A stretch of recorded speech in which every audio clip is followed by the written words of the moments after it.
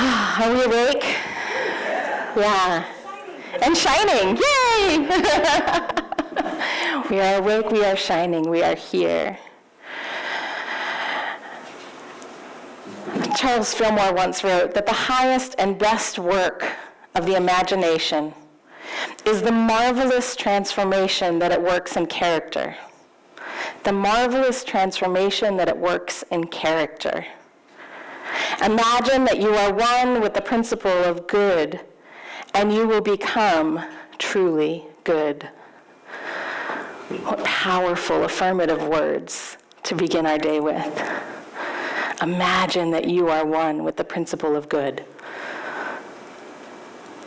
Now, I don't know about you, but as a child, my belief system was a little bit different than this. As a child, one of my mother's favorite sayings was, "That's just the way I am." Did your mom say that too? Pretty much as I grew up, I came to realize that this was kind of like a cop-out for anything that she did that she didn't feel that other people approved of. So it was sort of this, well, maybe I said something that was offensive to you, but hey, that's just the way I am. And I understand, as an adult, I understand, maybe her philosophy behind why she would say such a thing. But as a child, this shaped and informed how I saw the world. Because what happened was when I hear my mother constantly saying, "That's just the way I am," I was believing that we were all programmed a certain way. That there was a certain way that we came into this world, and however it was that we were, was unchangeable. And for many of us, at some point in our lives, we have thought something is unchangeable, it's fixed, it's permanent. And there's nothing I can do about it, that's just the way it is. And then, lucky me, I came into the teachings of unity. And I came into teachers like Louise Hay, Esther Hicks, and the teachings of Abraham, Wayne Dyer. And these people were saying something a little bit different than my mother said. Instead of saying, "That's just the way I am," they were saying, we get to create our experiences, our reality. And all of a sudden, I was empowered with something new. Now, as an artist, the idea of creating came naturally to me, but I thought creation was limited to my canvas. I didn't realize that I was actually co-creating my life. I came across a quote by Henry David Thoreau that said, "The world is but a canvas to our imagination." And that now is one of my favorite quotes of all time, because now I can look at the entire world, my entire life, as a canvas. Brushstroke upon brushstroke upon brushstroke. I am building it, I am creating it, and I get to choose what my masterpiece looks like. So much more empowering than "that's just the way it is." "That's just the way it is" would imply that that blank canvas is going to stay blank forever. And in reality, we have the possibility, the potential of creating every moment, every thought of our lives. Now, the really cool thing about this is that it works on multiple levels. Creation works at the level of the physical realm, our human experiences, our day-to-day. And what's really cool about this is one of those things that we can test in our lives. We don't have to believe the people standing up on the stage telling us that this works. We get to try it out for ourselves. And in the manifest, in our physical worlds, we have experiences such as health experiences, career experiences, relationship experiences, financial experiences. And all of these experiences, we can use this creation tool and test it out. Does it work? How many people have ever created a vision board? Like more than half of the room, yeah. So for like the 5 of you who have never done this, a vision board is a visual, usually, like cut out magazines or images that you print off your computer, put them up on a big poster board, and it's setting intention. What is it that I intend for my life? Setting a focus. Now, sometimes we might choose to put something up there like love and relationships or family. Maybe a picture of a game board like family game night or something, some intention that we have for our lives. It might be just a big smile. I want to experience more joy, more love, more happiness. Now, how many of you who raised your hand said you have done a vision board have experienced something in your life that then happened that was on your board?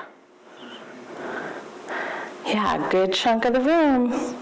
Now, this is something I've been doing every year since 2005. I do it as my new year, coming into the new year, actually, not on New Year's, usually the last week of December, to set my intentions for the new year. So I've sort of like done away with the whole like, I'm gonna go to the gym every day in the new year kind of thing, and more like I'm gonna set my intentions. And what are those intentions? And so I'll create my board and work through it. And now with Unity Arts Ministry, I facilitate vision board workshops every year. And so many times people come back or they send me a text and they're like, I put up this, farm on my vision board not knowing what was going to happen. I've never been to a farm before in my life. And this year I started working with Unity Village Farm. And it's been the best experience. Because sometimes that which is greater than our small self knows what we need. So the farm showed up as an intention. She wasn't even sure yet what that meant. But it showed up in her life.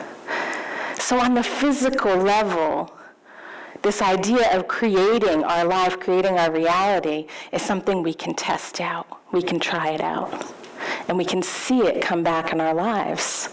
Our thoughts become formative, creating the world we wish to live in.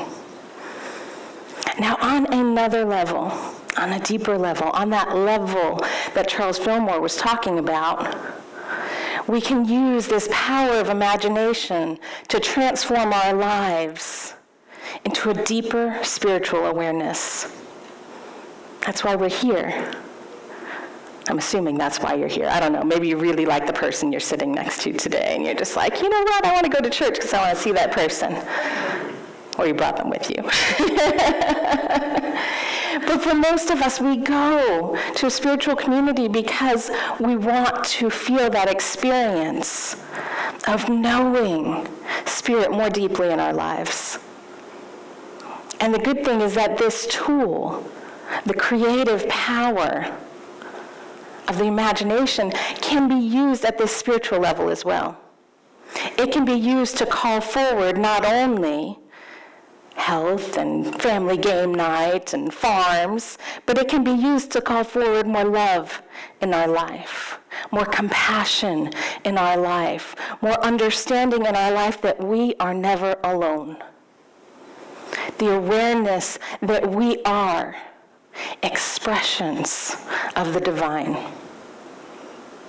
And just as God called forward the world, and it was so, we are constantly calling forward our world. And to the level that we can raise our own awareness, that we're calling forward our world and our experiences from that level of the Christ consciousness, our world becomes truly transformed, and we are truly transformed. Now, I stand up here saying that when I was younger, I believed that's just the way I am. Whatever it was, because that was the belief system I was brought up in. I believed my mother's words. That's just the way I am. So when I was younger, I believed that anytime anybody sneezed near me, I was going to get a cold.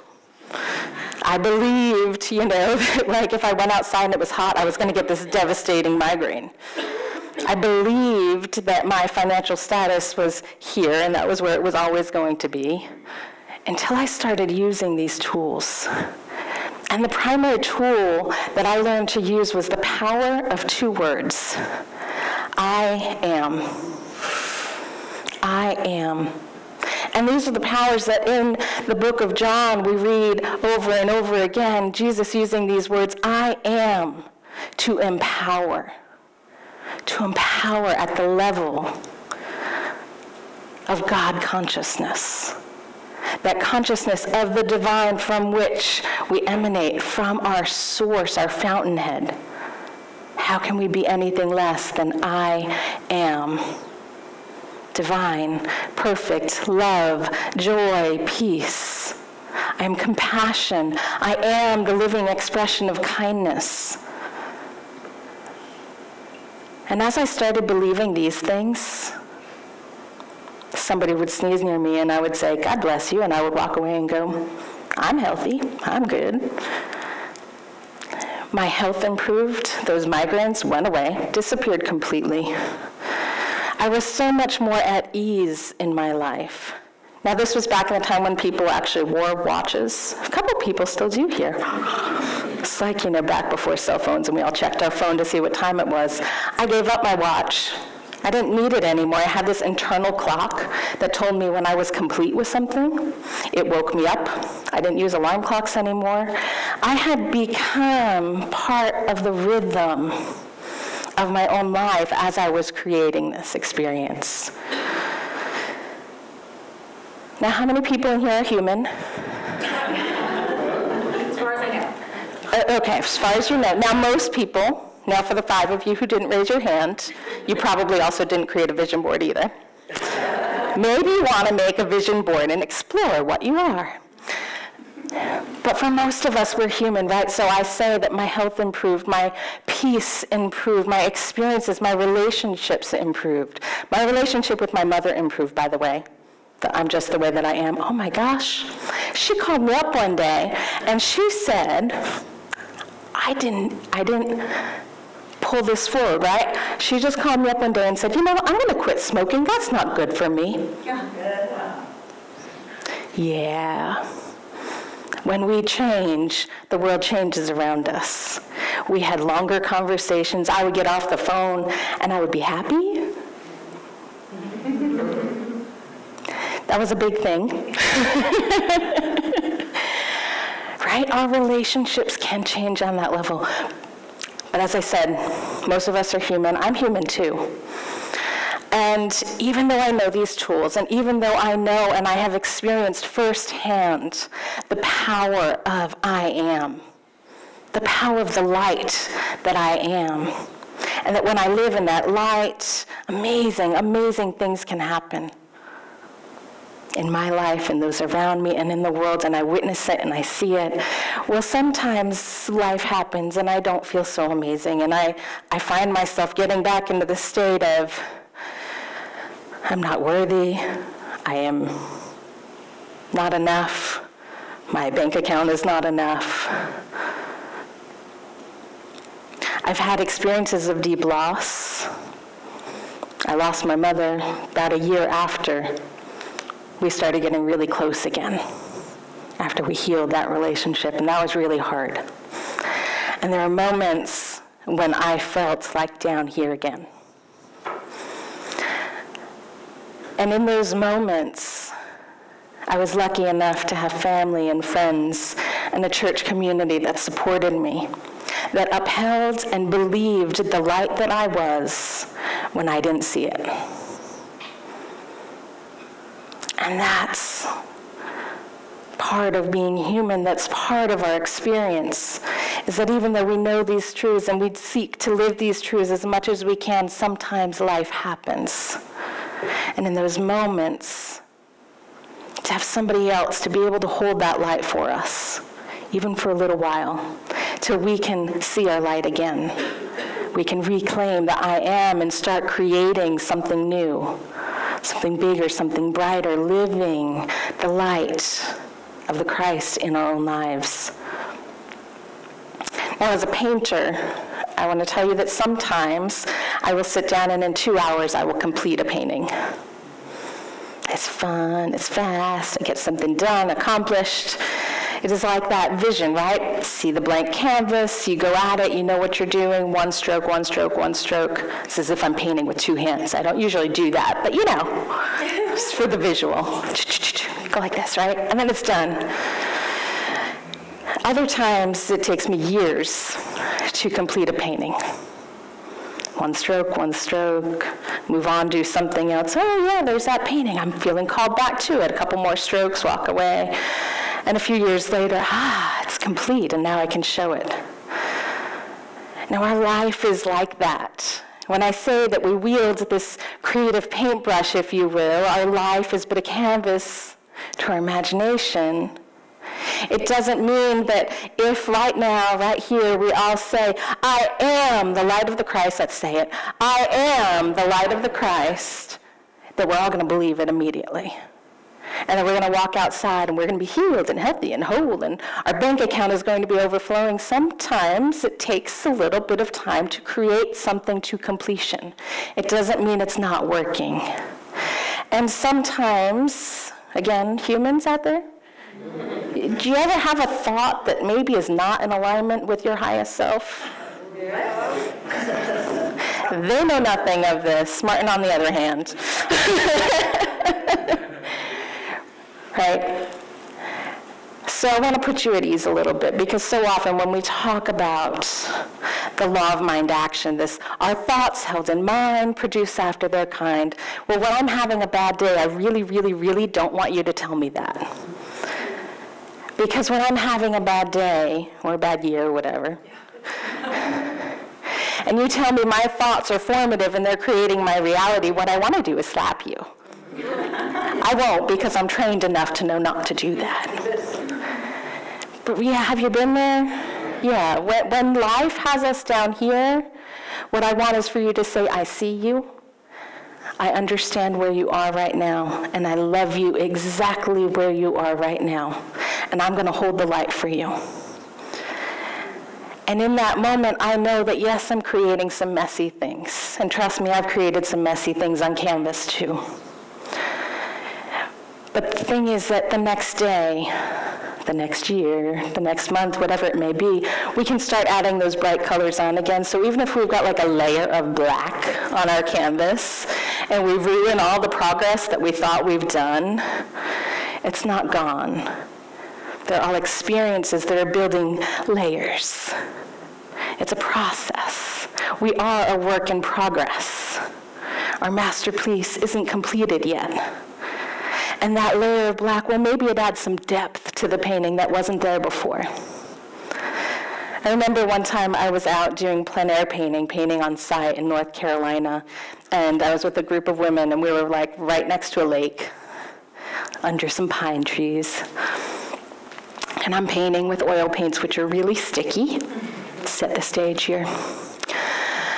And I'm painting this lake, and it's so serene, and it's so beautiful, and I step back to look at what I've created, and I'm admiring where it's at. And this gust of wind comes up behind my canvas, knocks the entire easel down, dirt side down. You feel me, right? Yeah, 2 hours of process. Every one of those women that were within sight of what just happened all shouted out, "Texture!"